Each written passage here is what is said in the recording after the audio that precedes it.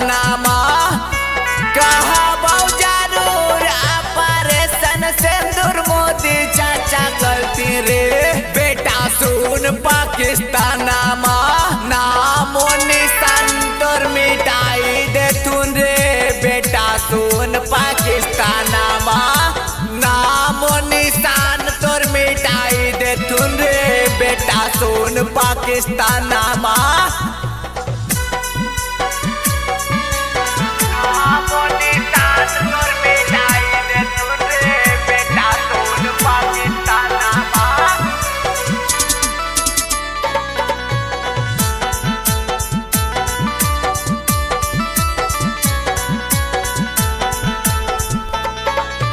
जितना तोरा मुल्क में आबादी है उतने हमर बेउर जेल में कैदी है कैरे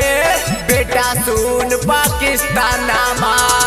जितना तोरा मुल्क में आबादी है उतने हमर बेउर जेल में कैदी है कैरे बेटा सुन पाकिस्तानमा नामो निशान तोर मिटाई दे तुन रे बेटा सुन पाकिस्तानमा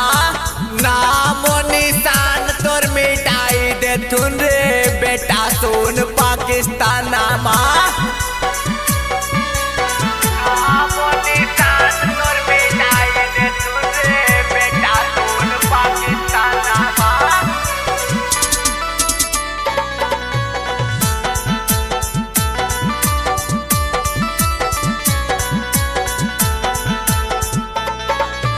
बाप हलियो बापे रहबो गहौ हिंदुस्तान के जमाना मारे बेटा सुन पाकिस्तानमा बाप हलियो बापे रहबो गहौ हिंदुस्तान के जमाना मारे बेटा सुन पाकिस्तानमा नामो निशान तोर मिटाई दे तुन रे बेटा सुन पाकिस्तानमा नामो निशान तोर मिटाई दे तुन रे बेटा सुन पाकिस्तानमा।